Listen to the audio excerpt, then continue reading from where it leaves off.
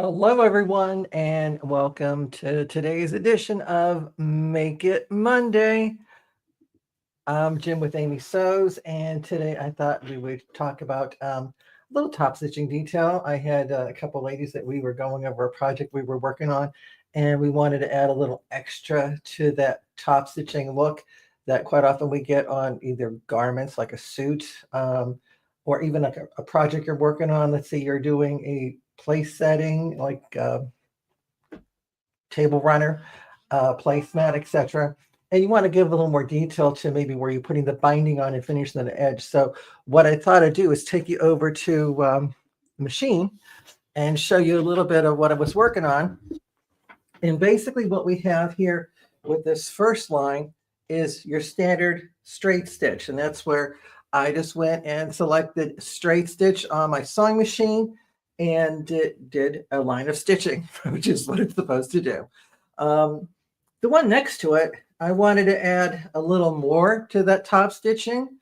And what I did was I selected a triple stitch, and on your sewing machine, that's where the machine will take a stitch forward, backward in the same hole, and then forward again.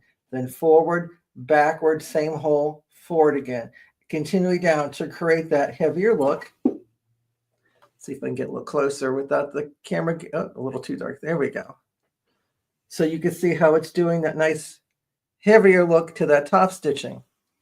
So I wanted to play a little bit because I liked this look, but wanted it a little heavier.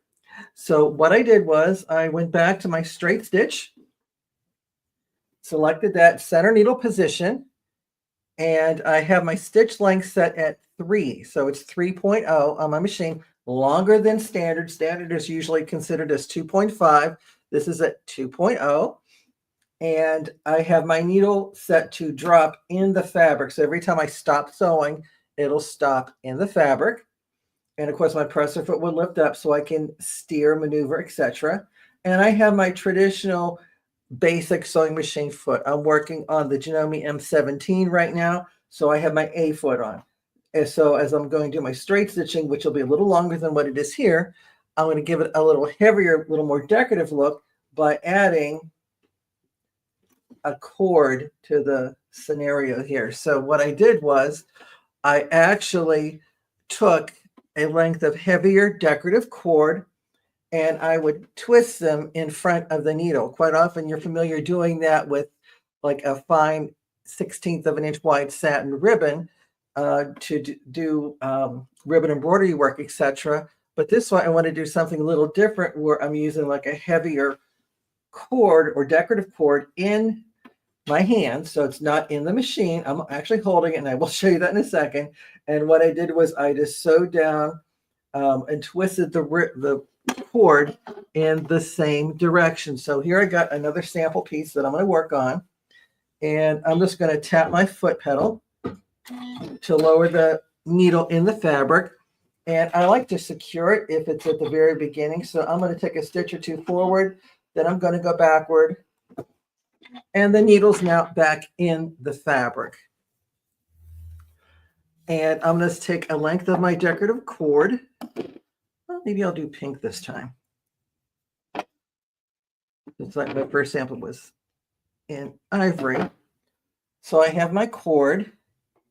And if I was going to do a longer length or project, I would maybe work with it on the spool. In this case, since I'm just doing a little demo, I just cut about 2 feet. And if you saw here, what I did was I took my thread and put it behind the needle. I'm pulling on it slightly. Then I'm putting my right over my left. And I'm going to tap the foot pedal. It sewed right into the cord. And I tapped again, and it did 1 stitch forward. And I'm just going to go back 1 stitch just to lock in my cord.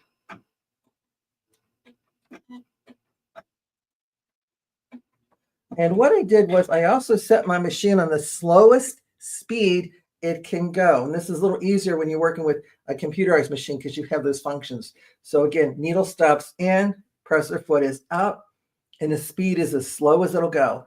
And now that I'm ready to do another stitch, I'm going to take my cords and wrap the right over the left and tap my foot once my foot pedal, and then it took a stitch. Right over left, tap. Right over left, tap. That's one of the benefits of having a computerized machine or electronic machine, is that you can do things like is having it just do one stitch for you just by simply tapping the foot pedal. And you just go along at your own rate. Again, I would probably do this a little quicker if I wasn't being watched by people, but you get the idea that you can just build up confidence in yourself as you do it. Again, it's the regular A foot that I'm working on. It's the one that's flat on the bottom.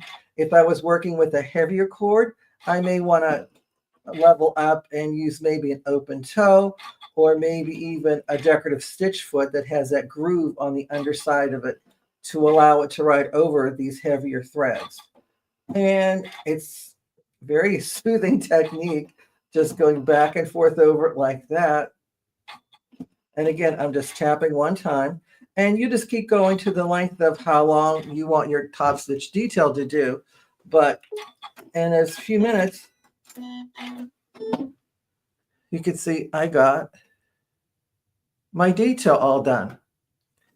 And what's nice it is, if you remember to do right over left or left over right, however you want to do it, but consistently do it in the same method, you can see how it actually looks like it's spiraling down. You'll get a little better look if you see here when I did this one, the same thing. It looks like there's actually a rope. There, now we got a better focus and light. So it looks like kind of like a rope with that one. And you say I have one in ivory and one in pink, so why not twist them together? So I have them together. Now, if I had one that was a more starker contrast, like a bright or red with a white, I can get candy cane stippling, so top stitching with it. So you can get a really cool technique with that just by working with a decorative cord and your regular thread. And I forgot to mention that here, I'm using a totally different color thread. I'm using blue thread on my needle, and it doesn't even show.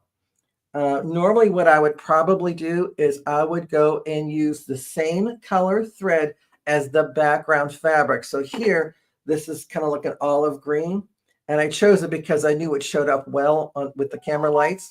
So this way, if I have the same color thread in my needle as I do to match my fabric, it would just totally disappear. And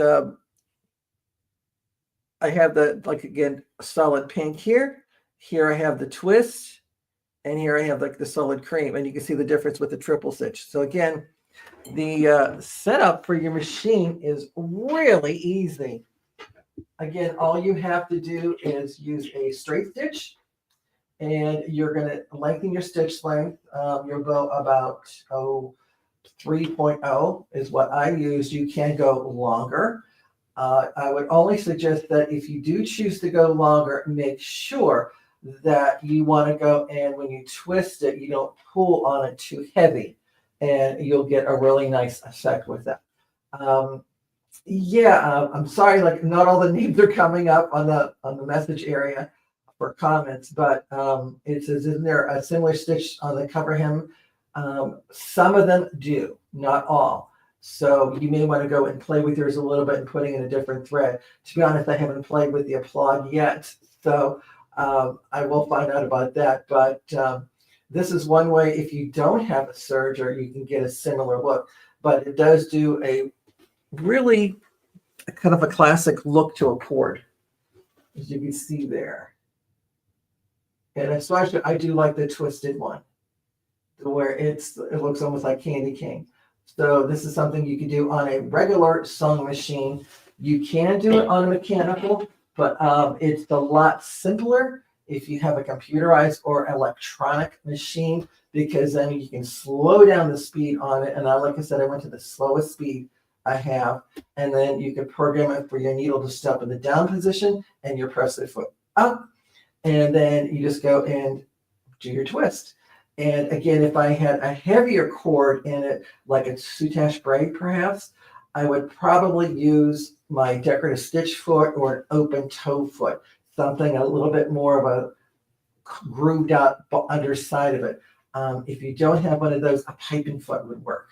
Again, you're only going to do a straight stitch. So with a piping foot, quite often your needle position is off to the side of that groove where the cord will go through. So if you can move your needle over within it, that would work, provided you don't break your needle.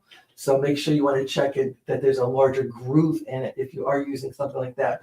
But any kind of heavy decorative stitch foot, like the decorative braid foot would work. An open toe foot, you can play with that. So kind of look through your feet collection and look for those. And again, because if you're working with a very thick cord, it's going to get a little more room underneath the presser foot to glide underneath it. And if you get any kind of ripples of the fabric, that's telling me that you're pulling too much on the decorative thread. So you want to find that right ratio between the decorative thread and your foot pressure, etc., to get a nice look. And this is only like 2 layers of fabric, so I don't have any stabilizer at all with it, and I use my regular size 80 needle in the machine. And again, I would use a matching thread to my fabric if I was doing the real thing. So hopefully that gets you inspired to want to go out and play with a simple straight stitch on your machine and some of the different cords that you can make and trims that you can do to produce like a nice twisted rope effect on your sewing machine. So thanks for watching. If you like our program, be sure to tune in and share the love with your friends. And of course, you can always find us on Amy Sews online and find out all the newest classes and events we have going on here at the store of Amy Bachman Sew and Quilt in Harmony, Pennsylvania. And for me, you can also find me on the road with the original Sew and Quilt Expo. So just go to sewingexpo.com and you can find my schedule there to see where I'm currently located in the U.S. to teach hands-on with you. So that being said, I hope to see you in class soon. If not, see you here for Make It Monday or on our subscription box where we do a monthly serger box and also a scan and cut box where we do in-depth classes, techniques, etc. online. And that's for our subscribers. So if you're interested, be sure to check out our website for all the information for that too. And with that being said, I hope you all have a great day. And remember, the more you know, the more you sew. Take care.